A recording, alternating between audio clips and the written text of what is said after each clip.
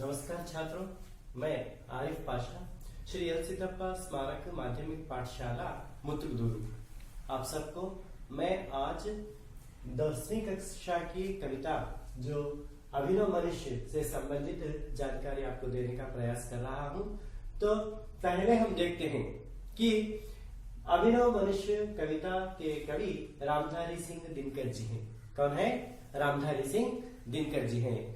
तो हम पहले उनकी जानकारी यहाँ पे हासिल करेंगे। कोई भी हो, कवि हो या कोई पाठ के लेखक हो, उनको पढ़ने से पहले हमें कवि या लेखक की जानकारी प्राप्त करना बहुत ही मुख्य रूप होता है। तो पहले हम देखते हैं कि कवि परिचय में पहले इनका नाम, किसका?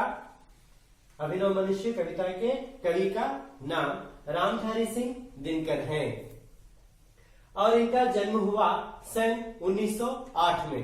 कब हुआ इनका जन्म? सन 1908 में इनका जन्म हुआ और ये जन्मे बिहार प्रांत के मुंगेर जिले में। इनका जन्म कहाँ हुआ है? बिहार प्रांत के मुंगेर जिले में इनका जन्म हुआ। और ऐसे जन्मे ये महान व्यक्ति बहुत विभागों में या क्षेत्र में इन्होंने अपना योगदान दिया है। तो हम देखते हैं कि इन्होंने कहां कहां पे अपनी सेवा दी। तो वो पहले रेडियो विभाग में काम किया है इन्होंने, फिर सरकारी कॉलेज में प्राध्यापक के रूप में इन्होंने काम किया और भारत सरकार में इन्होंने हिंदी सलाहकार के रूप में काम भी किया है। ये हो गए इनके काम। जैसे कि पहले रेडियो विभाग में किया, फिर बाद में सरकारी कॉलेज में प्राध्यापक के रूप से इन्होंने काम किया है और भारत सरकार में इन्होंने हिंदी सलाहकार के रूप में भी काम किया है और इन्होंने बहुत सारी रचनाएं की हैं। तो आपके जो इस पाठ में प्रमुख रचनाओं को यहाँ पे बताया गया, उनमें से है पहला हुंकार, रेणुका, रसवंती, सामधेनी, धूप छाड़, कुरुक्षेत्र, बापू, रश्मिरथी आदि। तो ये इनके प्रमुख रचनाएं हैं। कौन से हैं वो? हुंकार, रेणुका, रसवंती, सामधेनी, धूप छाड़, कुरुक्षेत्र, बापू, रश्मिरथी आदि। ये इनके प्रमुख रचनाएं हैं।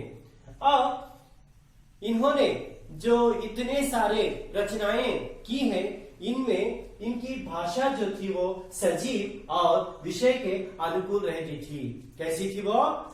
सजीव और विषय के अनुकूल भाषा इन्होंने अपनी रचनाओं में उपयोग किया है। और ये जो अभिनव मनुष्य जो कविता है, इस कविता को कुरुक्षेत्र के 6ठ सर्ग से चुन लिया गया है। कौन सा है वो? कुरुक्षेत्र के 6ठ सर्ग से ये अभिनव मनुष्य कविता को चुन लिया गया है। ऐसे महान व्यक्ति जो इतनी बहुत सारी साहित्यिक देन हिंदी साहित्य को जो दिया है, इनका देहांत हुआ सन 1974 में। सन 1974 में इनका देहांत हो गया। तो साहब को इनकी पूरी जानकारी मिल गई है ना? हाँ छात्रों, तो फिर ऐसे महान व्यक्ति का भावचित्र मैं आपको दिखाने का प्रयास करूं। देखिएगा, ये कौन है? ये हाँ, ये है रामधारी सिंह दिनकर जी। तो इनका भावचित्र भी आप लोगों ने देख लिया और इनकी रचनाएं जान ली और साथ ही साथ इनका जन्म, इनकी जन्म तिथि, सब कुछ हमने यहाँ पे उनके बारे में जानकारी प्राप्त कर ली है। समझ गए बच्चों? समझ में आया? हाँ, तो फिर अब आगे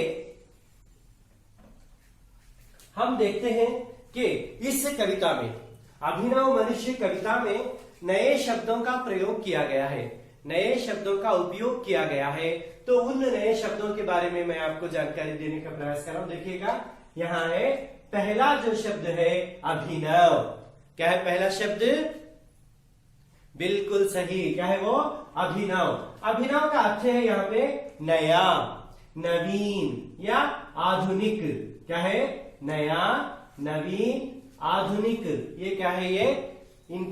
ये जो पर्यायवाची शब्द हैं। किसके पर्यायवाची शब्द हैं? ये अभिनव के पर्यायवाची शब्द हैं। फिर दूसरा देखते हैं हम, यहाँ पे क्या है? वारी। वारी का अर्थ क्या हो गया? जल। वारी का पर्यायवाची शब्द क्या है? जल है। और तीसरा है यहाँ पे भाप। भाप को हम क्या बताते हैं अंग्रेजी में? वेपर। क्या कहेंगे? वेपर कहेंगे। और उसको कन्नड़ में हाँ क्या है? आवी। आवी कहते हैं। हाँ? तो फिर चौथा यहाँ पे बताया गया जो शब्द है हुक्म। क्या है ये? हुक्म। हुक्म का शब्द है यहाँ पे आज्ञा। हुक्म का अर्थ क्या हो गया? आज्ञा। आज्ञा जो है हुक्म का पर्यायवाची शब्द है। फिर वैसे ही व्यवधान। व्यवधान शब्द का अर्थ है यहाँ पे पर्दा, रुकावट, बाधा। क्या क्या है? इसके पर्यायवाची शब्द क्या है? पर्दा, रुकावट, बाधा, ये हो गए। फिर छठा शब्द जो है सरित। क्या है वो? सरित। सरित का अर्थ है नदी या सरिता। नदी या सरिता, ये सरित का अर्थ हो गया। फिर सातवां है यहाँ पे सिंधु। सातवां कौन सा है? सिंधु। सिंधु का अर्थ क्या है? सागर, समुद्र, है ना। सिंधु के पर्यायवाची शब्द क्या है? सागर और समुद्र है। फिर आठवां जो शब्द है आलोक। आठवां क्या है? आलोक। आलोक का अर्थ क्या है? प्रकाश। आलोक का अर्थ क्या है? प्रकाश। फिर नौवां शब्द जो है वो है ज्ञेय। ज्ञेय का अर्थ यहाँ पे जानकारी, है ना। जानकारी ज्ञेय का पर्यायवाची शब्द हो गया। फिर जो अंत में यहाँ पे दिया गया जो शब्द है वो है श्रेय। श्रेय का अर्थ यश, कल्याण, मंगल। क्या है यश के पर्यायवाची शब्द? यश, कल्याण, मंगल। ये सब जो है यहाँ पे जो अभिनव मनुष्य जो कविता दी गई है उसके प्रमुख शब्दों के यहाँ पे अर्थ या नए शब्दों के अर्थ मैंने यहाँ पे आप लोगों को सुनाया। समझ गए ना? हाँ, तो फिर छात्रों अब हम क्या करेंगे? अभिनव मनुष्य जो कविता रामधारी सिंह दिनकर जी से जो रचित है उसमें पहले यहाँ पे इस कविता द्वारा कवि यहाँ पे हमें क्या सीख देना चाहते हैं? स्नेह, मानवीयता, भाईचारे, ये आदि गुणों को यहाँ पे क्या करना चाहते हैं? हमें सिखाना चाहते हैं छात्रों को, है ना। तो फिर हम पहले इस कविता को पढ़ेंगे। मैं पढ़ता हूं, आप अपनी किताबों में देख लीजिएगा किस तरह इसको पढ़ा जाएगा। आज की दुनिया विचित्र नवीन। आज की दुनिया विचित्र नवीन, प्रकृति पर सर्वत्र है विजयी पुरुष आसीन। प्रकृति पर सर्वत्र है विजयी पुरुष आसीन, है बंधे नर के करों में वारी विद्युत भाप। है बंधे नर के करों में वारी विद्युत भाप, हुक्म पर चढ़ता उतरता है पवन का ताप।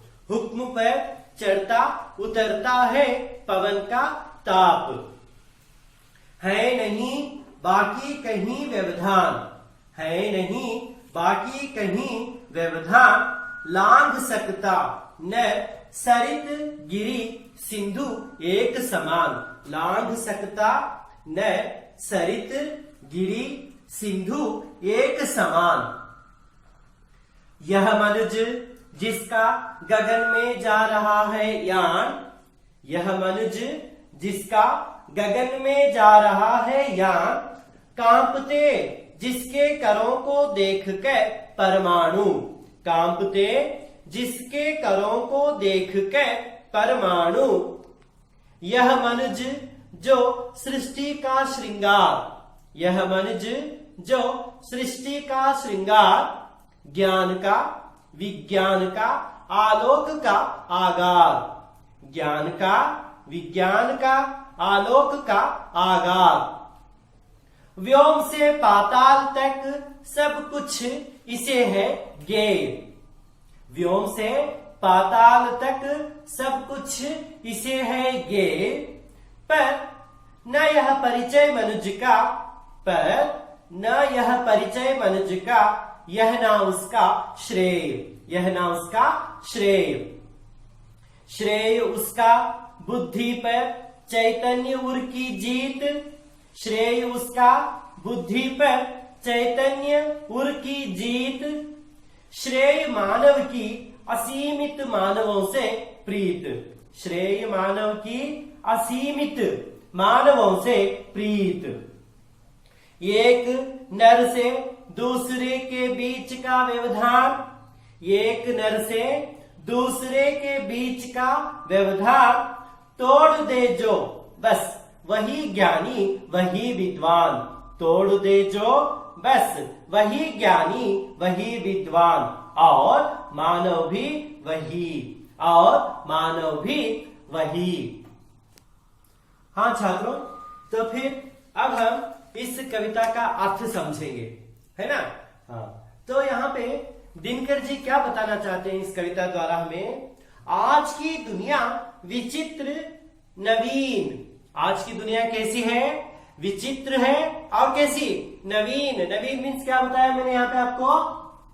नई या आधुनिक, है ना।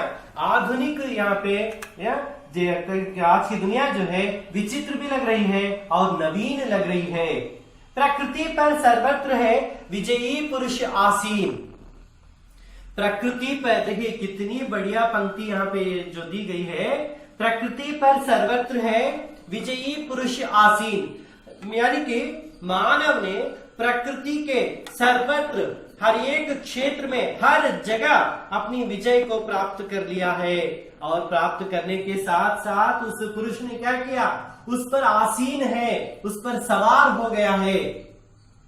तो प्रकृति पर सर्वत्र है विजयी पुरुष आसीन, इस पंक्ति का आशय ये हो गया कि मानव ने प्रकृति के हर एक तत्व पर विजय प्राप्त कर ली और वह उस पर सवार है बंधे नर के करों में, है बंधे किसके करों में?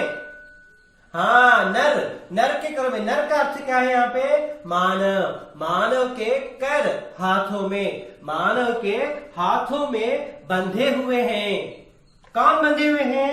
वारी, विद्युत और भाप।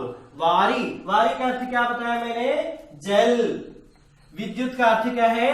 बिजली। और भाप का अर्थ क्या होगा मैं बताया? वेपर या आवी। ये जो है ये सब क्या है? मानव के करों में, मानव के हाथों में बंधे हुए हैं। हुक्म पर चढ़ता उतरता है पवन का ताप। देखिएगा, हुक्म का अर्थ यहाँ पे हो गया आज्ञा, है ना। आज्ञा, किसकी आज्ञा पर? मानव की आज्ञा पर, मानव के हुक्म पर चढ़ता और उतरता है। कौन चढ़ता और उतरता है? पवन का ताप। पवन का अर्थ? हाँ, पवन का अर्थ क्या है यहाँ पे? हवा, वायु। वायु का ताप का चढ़ना और उतरना भी किसके हाथों में है? मानव के हाथों में बंधा हुआ है। तो चढ़ना क्या है? चढ़ने का विलोम शब्द क्या है? उतरना। चढ़ना ऊपर होता है, उतरना नीचे। तो ऊपर का विलोम शब्द नीचे, चढ़ने का विलोम शब्द क्या हो गया? चढ़ना, उतरना, ये है। तो फिर है नहीं बाकी कहीं व्यवधान। अब कुछ भी नहीं बचा है मनुष्य के हाथ में, सब उसके हाथ में आ गया, है ना। क्या है? व्यवधान, यानी कि व्यवधान का अर्थ मैंने क्या बताया? पर्दा, रुकावट। अब कोई बाधाएं नहीं है, कोई रुकावट नहीं है। हर एक को मानव ने क्या कर लिया? अपने कब्जे में, अपने अंदर उसको बसा लिया है। फिर देखिएगा, लांग सकता नर सरित गिरी सिंधु एक समान। लांघना, पार करना। किसको पार करना? लांग सकता नर अब पार करना भी जानता है। किसको? एक साथ में सरित गिरी सिंधु। सरित गिरी सिंधु, सरित का अर्थ क्या बताया मैंने? नदी को, सागर को, और क्या है? सिंधु। इन सब को, पहाड़ों को एक साथ ये पार करने का भी शक्ति अपने अंदर रखता है। फिर देखिएगा, ये पहले छंद में हमने देखा, अब दूसरे छंद में देखते हैं। यह मनुज जिसका गगन में जा रहा है यान। यह मनुज जो है इसने क्या कर दिया? इसके जो यान है, ये जो उड़ाने जो भर रहा है, कहां पे जा रहे हैं? गगन में। गगन का अर्थ क्या है? हाँ, आसमान, आकाश। आकाश में अपनी उड़ाने ये भर रहा है। और कांपते जिसके करों को देख परमाणु। परमाणु की सृष्टि भी इसने ही की, मानव ने की। फिर भी परमाणु को देखकर हम लोग डरते हैं, लेकिन अब परमाणु ऐसा हो गया कि मनुष्य के, मानव के करों को देखकर, हाथों को देखकर वो क्या कर रहा है, कांप रहा है। परमाणु भी कांपने लगे हैं। यह मनुष्य जो सृष्टि का श्रृंगार, यह मनुष्य जो है सृष्टि का श्रृंगार किया इसने। किससे किया है? ज्ञान से, विज्ञान से, आलोक, इस सब का आधार बन गया है। इनका घर बनाकर सृष्टि का श्रृंगार मनुष्य ने यहाँ पे किया। हमारा पृथ्वी का, जो पृथ्वी के अंदर जो भी है, इस सृष्टि का श्रृंगार किसने किया? उस सृष्टिकर्ता ब्रह्मा ने किया। अब ब्रह्मा के हाथों में बने हम लोग क्या कर रहे हैं? मानव यहाँ पे सृष्टि का श्रृंगार करके, किससे? ज्ञान से, विज्ञान से, आलोक का आधार बनकर सृष्टि का श्रृंगार कर रहा है। और ये कहां कहां की जानकारी रखता है? व्योम से पाताल तक सब कुछ इसे है ज्ञेय। व्योम, आकाश में जो भी होता है उसके बारे में, और पाताल, पाताल में जो भी होता है, इन सब के बारे में उसको क्या है? ज्ञेय, वो जानकारी रखता है। यानी कि सब के बारे में उसको जानकारी है। पर ना यह परिचय मनुष्य का, यह ना उसका श्रेय, लेकिन मानव का परिचय यह नहीं है। मानव का श्रेय ये नहीं है, इससे वह श्रेष्ठ नहीं कहलाता। तो ये दूसरे छंद में इसमें बताया गया। तो मानव कैसे श्रेष्ठ होता है, उसका श्रेय किसमें है, उसको हम यहाँ पे अंतिम पंक्ति में देखते हैं। तो दिनकर जी यहाँ पे बताते हैं, श्रेय उसका बुद्धि पर चैतन्य उर की जीत। उसका श्रेय कहाँ है? बुद्धि, बुद्धि पर चैतन्य उर की जीत। जो मानव के हृदय को, दूसरे जो मानव है यहाँ पे, उनके हृदय को जीतना ही उसका श्रेय है। उनके हृदय को जीतने से उसका श्रेय बनता है। श्रेय मानव की असीमित मानवों से प्रीत, उसका श्रेय जब होता है, वह जब श्रेष्ठ कहलाता है, जबकि असीमित मानवों से वह प्रेम का भाव रखता है, भाईचारे का भाव रखता है, जब जाकर वह श्रेष्ठ मानव कहलाता है। तो फिर आगे देखिएगा, हाँ, एक नर से दूसरे के बीच का व्यवधान, एक नर से दूसरे नर, दूसरा जो आदमी है, एक आदमी है और जो दूसरा आदमी है, इन दोनों के बीच का व्यवधान, इन दोनों के बीच में क्या पड़ गया है? व्यवधान, पर्दा पड़ गया, रुकावट आ गई है, बाधाएं बन गई हैं। तो इसको, इन दोनों के बीच में जो बाधा पड़ गई है, पर्दा पड़ गया है, उसको क्या करना है? तोड़ दे जो बस, उसको क्या करना है? तोड़ देना चाहिए, हटा देना चाहिए। तोड़ देना, हटा देना, हटा देने से वो क्या होता है? वही ज्ञानी बनता है और वही विद्वान होता है और वही मानव भी कहलाता है। तो यहाँ कहने का मतलब है, जब वह भाईचारे का भाव रखेगा, आपस में प्रेम का भाव रखेगा, तब जाकर मनुष्य क्या होगा? ज्ञानी बनेगा, विद्वान बनेगा और साथ ही साथ वह क्या होगा? मानव भी कहलाएगा। तो सही मानव कहलाने का अधिकारी जब वो बन सकता है।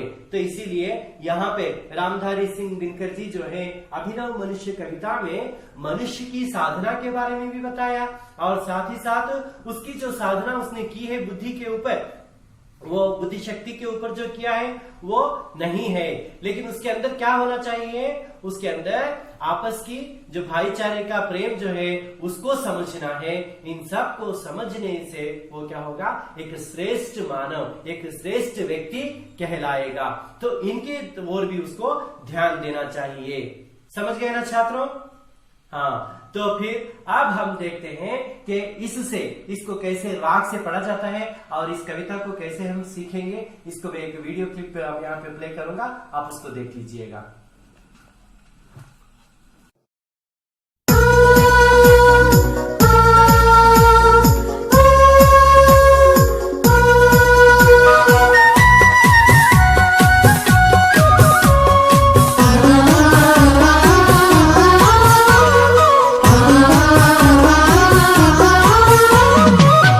आज की दुनिया विच नवीन प्रकृति पर सर्वत्र है विजयी पुरुष आसीन। आज की दुनिया विचित्र नवीन प्रकृति पर सर्वत्र है विजयी पुरुष आसीन।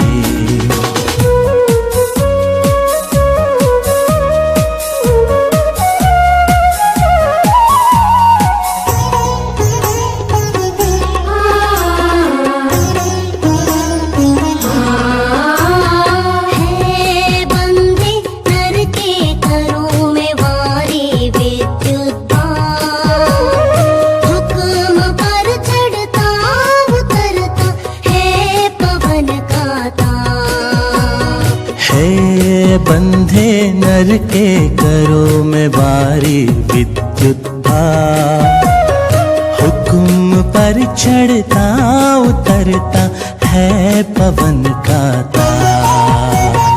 आज की दुनिया विचित्र नवीन प्रकृति पर सर्वत्र है विजयी पुरुष आसीन।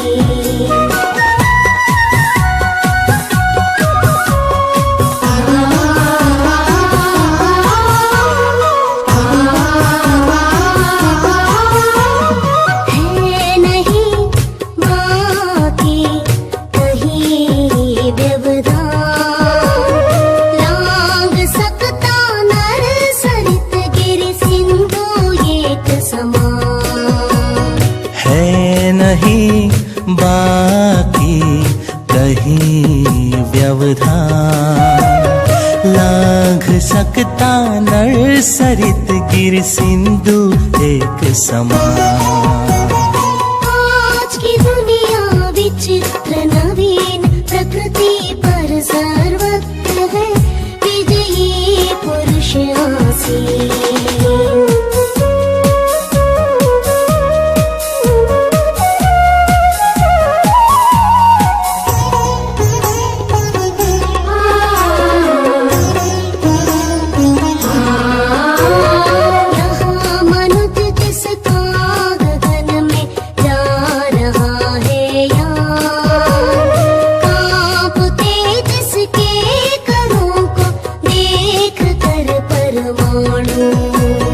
यहाँ मनुज जिसका गगन में जा रहा है यान, कांपते जिसके करों को देख कर परमाणु।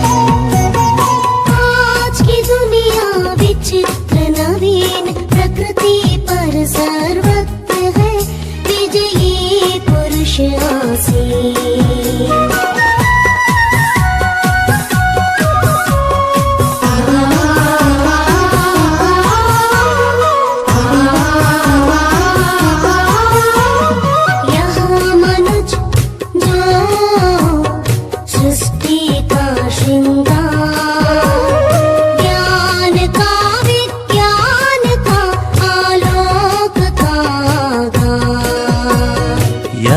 मनुज जो सृष्टि का श्रृंगार, ज्ञान का विज्ञान का आलोक का आगार।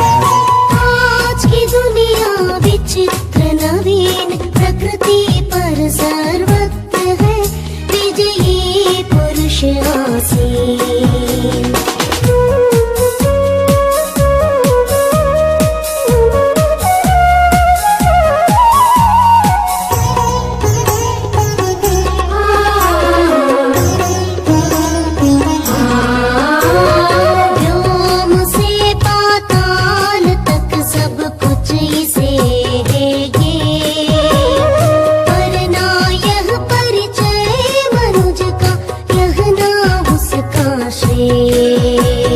व्योम से पाताल तक सब कुछ इसे है गे, पर ना यह परिचय मनुज का यही ना उसका श्रेय। आज की दुनिया विचित्र नवीन प्रकृति पर सर्वत्र है विजयी पुरुष आसीन।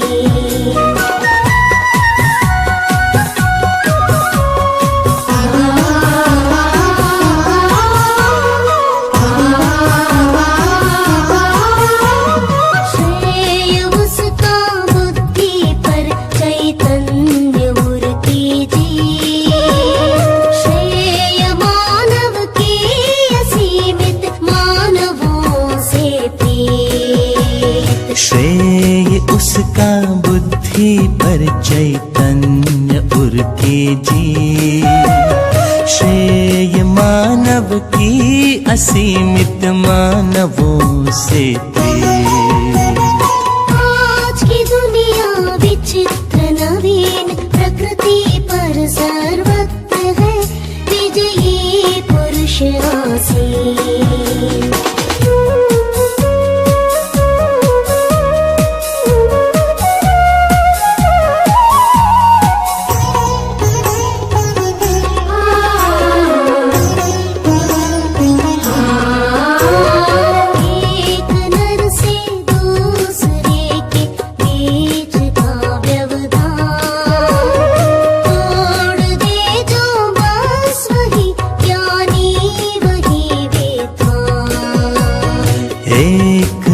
से दूसरे के बीच का व्यवधान, तोड़ दे जो बस वही ज्ञानी वही विद्वान, और मानव भी वही, और मानव भी वही, और मानव भी वही।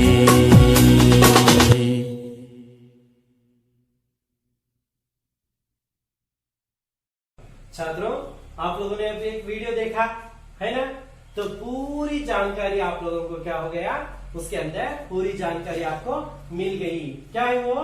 दिनकर जी की जो कविता है अभिनव मनुष्य, उसके बारे में पूर्ण जानकारी हमने उस वीडियो चित्र में हमने देखा।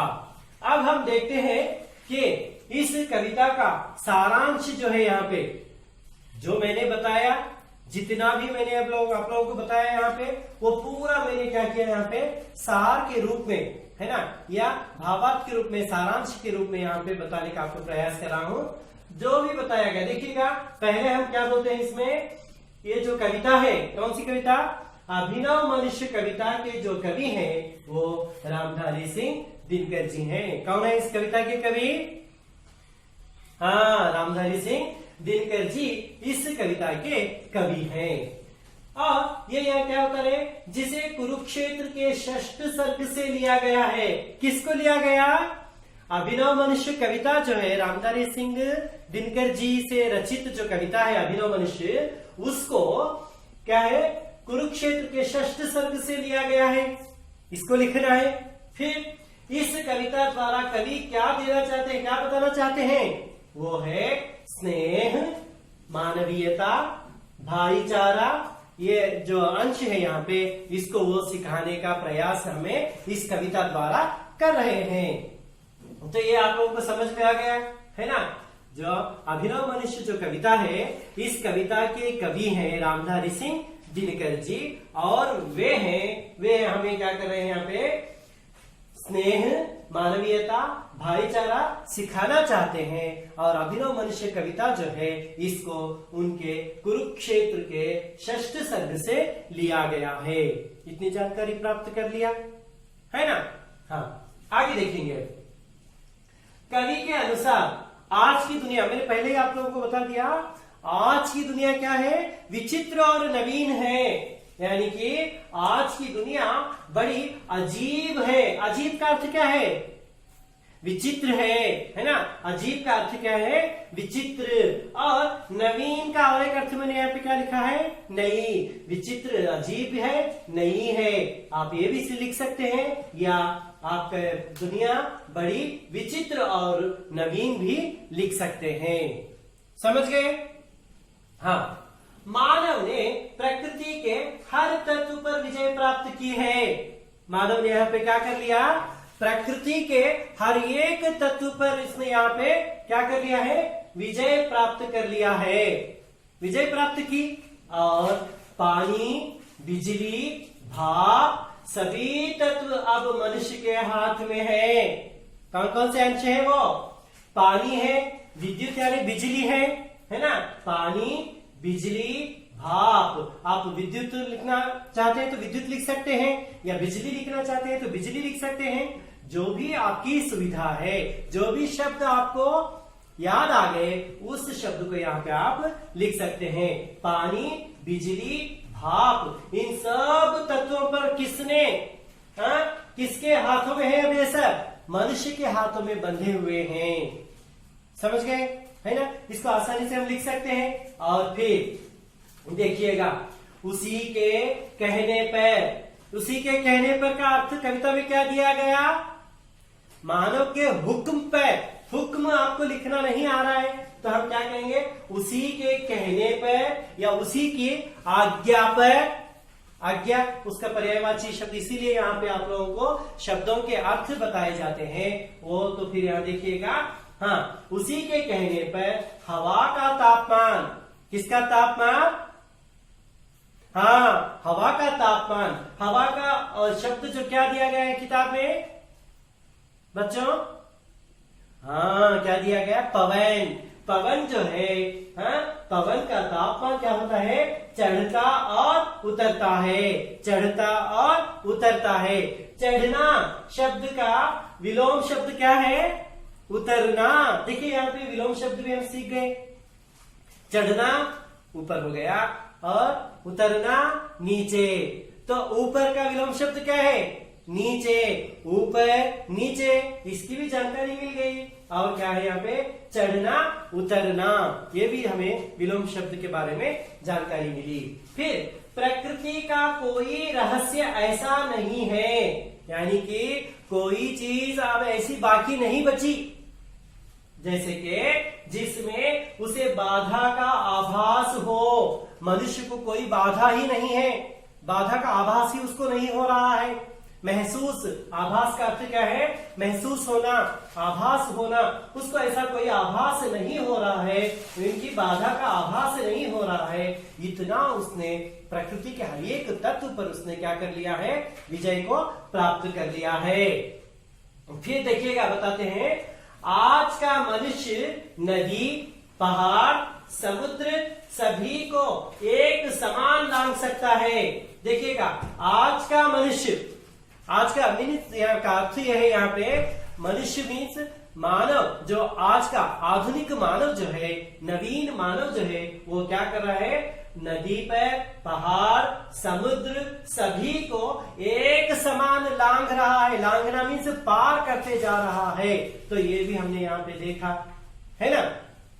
हाँ, तो यहाँ पे आपको प्रश्न ऐसे पूछा जाएगा, मनुष्य को, है ना, मनुष्य क्या क्या लांघ रहा है? या लांघना छोड़कर आपको क्या पूछा जाएगा? किसको पार कर रहा है? तो आप बताएंगे नदी, पहाड़, समुद्र, इन सब को वो एक समान लांघ रहा है। हाँ, फिर देखिएगा अगला जो छंद है यहाँ पे, आज का मनुष्य जिसने सृष्टि का श्रृंगार किया। आज का मनुष्य जो है सृष्टि का श्रृंगार किया है। सृष्टि जो ब्रह्मा ने जो सृष्टि की है, उस सृष्टि का श्रृंगार ब्रह्मा ने हमें पैदा किया। तो हमारे पैदा होने के बाद इसका और सुंदरता इसकी बढ़ गई। बढ़ने के बाद अब क्या हो गया? मनुष्य ने भी इसका श्रृंगार किया है और वही ज्ञान का, विज्ञान का, आलोक का आधार बन गया। मनुष्य क्या कर रहा है? अब श्रृंगार किस तरह किया है उसने? ज्ञान का, विज्ञान का, आलोक का आधार बन गया मनुष्य। पूरे जो जितने भी ये ज्ञान है, विज्ञान है, इन सब को क्या कर लिया? अपने में समा लिया, अपने में बसा लिया, अपने हाथों में रख लिया है। हाँ, व्योम से लेकर पाताल तक होने वाली सभी घटनाओं की जानकारी इसे है। व्योम से लेकर पाताल तक जो है, इन सब की जानकारी, जो भी वहां पे घटता है, यहाँ पे पाताल में जो घटता है, इन सब की जानकारी कौन रख रहा है अब? हाँ, जो आधुनिक मानव है वो उसको जानकारी उसकी रख रहा है। ये भी देखा आप लोगों ने अब यहाँ पे, है ना। इस छंद में इसको आपको, इसमें आपको उसकी जानकारी मिल गई, मिली या नहीं? हाँ, हाँ छात्रों, तो फिर आप लोगों को इसकी जानकारी भी मिल गई, है ना। अब हम देखते हैं, परंतु यह मानवता को ही, हाँ, परंतु वह मानवता को ही नहीं पहचान पाया। इतना सब उसने प्राप्त कर लिया, है ना। सृष्टि के जितने भी तत्व हैं, उन सब पर उसने क्या कर लिया है? विजय को प्राप्त कर लिया। लेकिन उसने जो उसके अंदर होना चाहिए था वो क्या है, वो बहुत ही मुख्य अंश है। ये क्या है, वो मानवता, उसी को पहचान नहीं पाया, भूल गया। जितनी बुद्धि उसमें आ गई, उस बुद्धि के कारण क्या कर लिया, प्रकृति के हर तत्व पर उसने यहाँ पे विजय प्राप्त कर ली, लेकिन जो चाहिए था उसको वह पहचान नहीं पाया, उसको भूल गया। वो क्या है, उसने भाईचारे को नहीं समझा।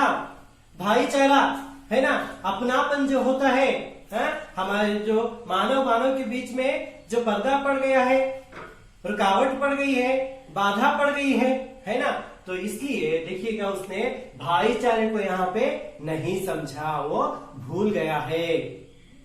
फिर कवि के अनुसार वही सच्चा मानव है।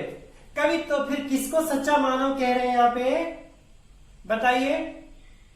हाँ, कवि किसको बता रहे हैं, सच्चा मानव वही है जो बुद्धि से सोचना छोड़ दे। अपनी जो बुद्धि है ना, उस बुद्धि से छोड़ना, बुद्धि से सोचना छोड़ देना चाहिए, उसको छोड़ना है और क्या करना है, और हृदय को जीतना है। हृदय को जीतना है, हृदय को क्या करना है, यहाँ पे जीतना है। देखिए यहाँ पे, हाँ, जीतना, हाँ, हृदय को जीतना उसका कार्य, उसका मकसद यह होना चाहिए था। फिर देखिएगा, वही मनुष्य श्रेष्ठ है। कौन सा मनुष्य श्रेष्ठ है यहाँ पे, किसको हम श्रेष्ठ मनुष्य कहते हैं, तो वो है जिसकी सभी मनुष्यों से प्रीत है। यानी कि हर एक मानव को प्रेम की दृष्टि से उसे देखना चाहिए, जब जाके वह श्रेष्ठ बनता है। कब जाकर श्रेष्ठ बनता है, वो हर एक मानव को, जो भी उसके पड़ोसी हैं, उसके गांव के लोग हैं, जितने भी हैं, उन सब को प्रेम की दृष्टि से जब वो देखेगा या भाई की दृष्टि से देखेगा, तब जाकर वह श्रेष्ठ मानव बन सकता है ना। फिर देखिएगा, हाँ, जो मनुष्य आपस की दूरी को मिटाकर, उसको क्या करना चाहिए, आपस की जो दूरी है, मानव के बीच में जो बाधा पड़ गई है, पर्दा पड़ गया है ना, व्यवधान जो हम कह रहे हैं, उसको क्या करना है, उसको मिटाना है या पर्दे को हटा देना चाहिए। हटाने से, हटाकर क्या करना है, स्नेह का बांध बांधना। बांध का अर्थ क्या है यहाँ पे, पुल जो होती है, ब्रिज है ना, तो उसको बांधना है यहाँ पे, है ना। आपस की दूरी को मिटाकर स्नेह का संबंध बनाता है, वही मानव ज्ञानी विद्वान है। उसको हम ज्ञानी विद्वान कहते हैं। जो इतनी जो यहाँ पे प्रकृति के हर एक तत्व पर जो उसने यहाँ पे जानकारी प्राप्त की, यह उसका सही विजय उसकी ये नहीं है। सही विजय कौन सी है, हर एक मनुष्य जो है उन दोनों के बीच में आपस की दूरी को उसको क्या करना है, मिटाना है। मिटाने के बाद वो क्या करना है, स्नेह का संबंध उनके साथ जोड़ना है। स्नेह का संबंध जब जुड़ जाता है उन दोनों के बीच में, तब जाकर मनुष्य क्या कहलाता है, ज्ञानी कहलाएगा, है ना, विद्वान कहलाएगा। तो ये है उसकी विद्वत्ता, ज्ञानी वो हो जाता है। फिर वही मनुष्य कहलाने का अधिकारी है जिसके अंदर ज्ञान विद्वत्ता ये दोनों हैं, और वह सही मानव है या दूसरे मानव के साथ वो प्रेम का रिश्ता जोड़कर आपस की दूरी को मिटा रहा है, तब जाकर वह क्या कहलाता है, मनुष्य कहलाने का अधिकारी हो सकता है। समझ गए छात्रों, ये जो मैंने बताया आप लोगों को। हाँ, तो देखिएगा, अब इतना सब होने के बाद हमें प्रश्न उठता है यहाँ पे, तो इस कविता में क्या बताने का प्रयास किया है कवि ने, मुख्यतः कौन से अंशों को यहाँ पे बताना चाह रहे हैं और कौन कौन से विषयों को यहाँ पे विषयों की तुलना की गई है। तो देखिएगा यहाँ पे कवि इस कविता में कवि बता रहे हैं दिनकर जी के इस कविता में वैज्ञानिक युग और आधुनिक मानव का विश्लेषण हुआ है। कौन कौन से दो अंश हैं यहाँ पे, पहला अंश है वैज्ञानिक युग है, दूसरा क्या है, आधुनिक मानव। इन दोनों का विश्लेषण किया गया है यहाँ पे। है ना। तो कैसे? कवि दिनकर जी इस कविता द्वारा यह संदेश देना चाहते हैं। कवि दिनकर जी क्या कर रहे हैं? इस कविता द्वारा हमारे जो मनुकुल हम जो कहते हैं या मनुष्य का जो कुल है उसको क्या कह रहे हैं? वो संदेश ये दे रहे हैं कि आज के मानव ने प्रकृति के हर तत्व पर विजय प्राप्त कर ली है। आज के मानव ने प्रकृति के जितने भी क्षेत्र हैं, जितने भी तत्व हैं, इन सब की जानकारी उसने प्राप्त कर ली। परंतु कैसी विडंबना है, देखिए कैसी विडंबना है यहाँ पे कि उसने स्वयं को नहीं पहचाना। मानव ने इतना सब यहाँ पे सिद्ध करके दिखाया, लेकिन वह अपने आप को नहीं पहचाना, है ना। अपने आप को यानी कि स्वयं को वो नहीं पहचान पाया। अपने भाईचारे को नहीं समझा, अपने भाईचारे को नहीं समझ रहे। अपने भाई के साथ लड़ रहे हैं हम, भाई भाई लड़ रहे हैं, तो ऐसा भाईचारे को उसने पहचाना नहीं है, भाईचारे को उसने यहाँ पे नहीं समझा है। फिर देखते हैं, प्रकृति पर विजय प्राप्त करना मनुष्य की साधना है। क्या है वो? उसकी बुद्धि से मनुष्य ने अपनी बुद्धि के बल पर प्रकृति पर विजय प्राप्त जो किया है वह क्या है? उसकी साधना है। किसकी साधना है? मानव की या मनुष्य की साधना है ना। मानव के बीच स्नेह का बांध बांधना, एक मानव और दूसरे मानव के बीच में स्नेह का क्या बांधना है? बांध बांधना, है ना। बांध बांधना क्या है? ये मानव की सिद्धि है। यही मानव की सिद्धि किसमें है? मानव के बीच किसका? हाँ, स्नेह का बांध बांधना ही मानव की सिद्धि है।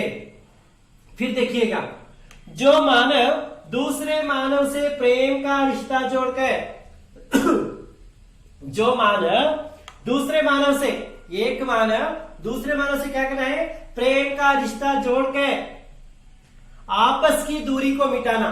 जो व्यवधान हमने बताया यहाँ पे, जो पर्दा यहाँ पे पड़ गया, जो बाधा है, उसको क्या करना है? हटाना चाहिए। हटाकर दूरी को मिटाना है, यानी कि दूसरे मानव है ना, एक मानव और दूसरे मानव से प्रेम का रिश्ता जोड़कर आपस की दूरी को क्या करना है? मिटाना है या हटाना है। हटाने से वही मानव कहलाने का अधिकारी होगा। उसको हम क्या कहेंगे?